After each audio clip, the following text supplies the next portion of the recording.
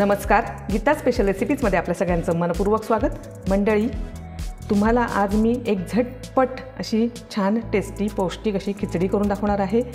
आणि तुम्हाला नेहमी जेवणाचा कंटाळा येत असेल, मलाही येतो कधी कधी, आणि म्हणून मी त्यावेळेला ही खिचडी करते। आणि ही खिचडी सगळेजण आवडीने खातात, पौष्टिकही आहे आणि अगदी मस्त आहे, झटपट होणारी आहे। तर आता आपण साहित्य बघूया। तांदूळ घेतलेले आहेत। तांदूळ कुठलाही तुम्ही रेग्युलर भाताचा जो वापरता तो वापरू शकता, किंवा कोलम वापरू शकता, कुठलाही जो असेल उपलब्ध तो तुम्ही इथं वापरा। 2 वाट्या मी इथं तांदूळ घेतलेला आहे, स्वच्छ धुवून घेतलेला आहे। मूगडाळ घेतलेली आहे, अर्धा ते पाऊण वाटी मी इथं मूगडाळ घेतलेली आहे। तुम्हाला तुमच्या जेवढी तुम्हाला आवश्यक आहे तेवढी तुम्ही मूगडाळ वापरू शकता। मसूर डाळ घेतलेली आहे। मसूर डाळीने पौष्टिकताही वाढते आणि टेस्टही वाढते। ती पण मी साधारण 1 वाटी घेतलेली आहे। माझ्याकडे मटार होते थोडे, ते मी इथं वापरणार आहे। तुम्ही मटार नाही घातले तरी चालतील किंवा घातले तरी चालतील, तुमच्या आवडीनुसार। याच्यामध्ये तुम्ही गाजरही वापरू शकता, बीटही वापरू शकता, जशी तुम्हाला पौष्टिकता वाढवायची असेल तशी वापरू शकता तुम्ही। 2 मध्यम आकाराचे कांदे इथं बारीक चिरून घेतलेले आहेत। कांदा मला जास्त आवडतो, कारण कांद्यामुळे पौष्टिकताही वाढते आणि कांद्यामुळे टेस्ट खूप वाढते खिचडीची।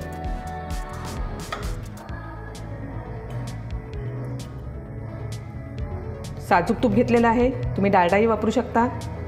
पौष्टिकता वाढवण्यासाठी साजूक तूप जास्त चांगलं, म्हणून मी इथं साजूक तूप घेतलेलं आहे। तर आता आपण बघूया ही खिचडी कशी करायची, अगदी झटपट आणि पौष्टिक। आता आपण हे सर्व साहित्य एकत्र करून घेऊया।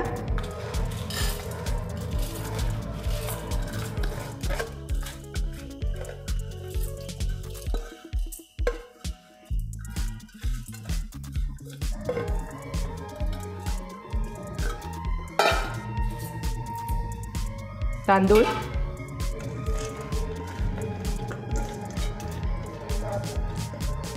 मूगडाळ,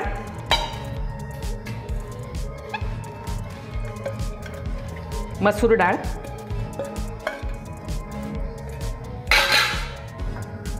मटार,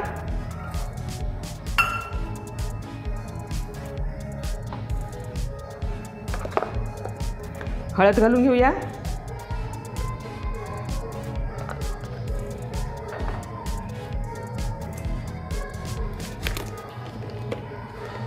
तिखट घालून घेऊया। तिखट आवडीनुसार आपापल्या, मी जास्त घालत नाही, कारण कमी तिखट असेल तर खिचडी खूप छान असते, मस्त होते।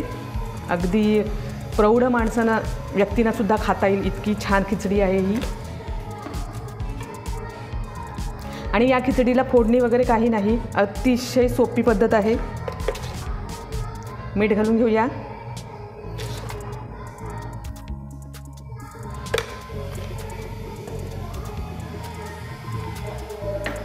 आता याच्यामध्ये आपण पाणी घालून घेऊया।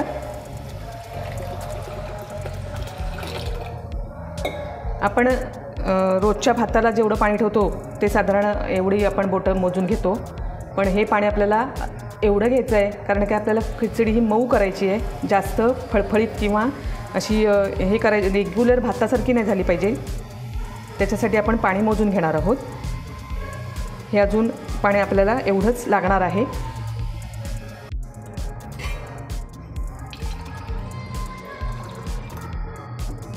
बघूया।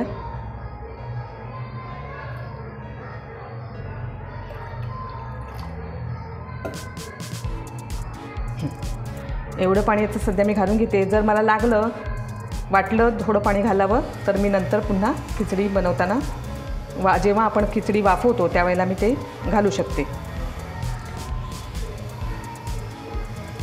तिखट तुम्हाला इथं थोडं कमी वाटेल, पण तुम्ही तुमच्या अंदाजानुसार तुम्ही तिखट वापरू शकता। आता याच्यामध्ये आपण कांदा घालून घेणार आहोत। कांदाही असाच घालून घ्यायचा आहे।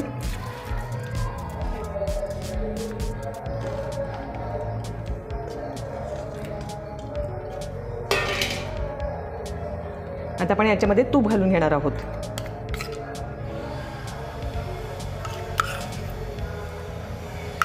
तीन चमचे मी इथं तूप घातलेलं आहे। आता आपण ही खिचडी गॅसवर ठेवूया। खिचडी मी आता गॅसवर ठेवलेली आहे। आता आपण ही छान मस्त शिजवून घेऊया।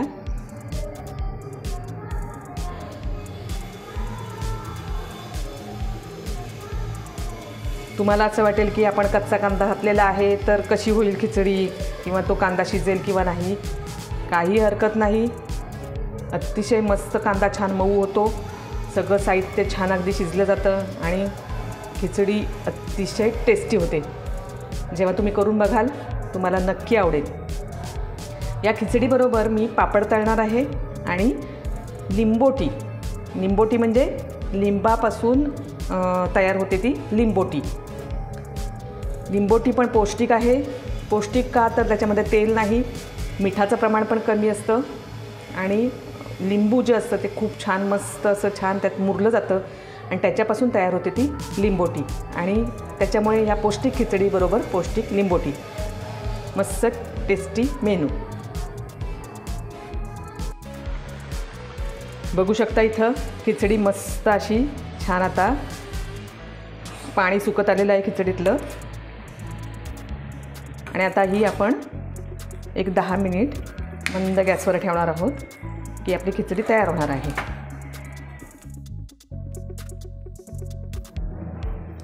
10 मिनटं झालेली आहेत. मंद गॅसवर मी खिचडी निमरट ठेवली होती आणि आता आपण बघूया.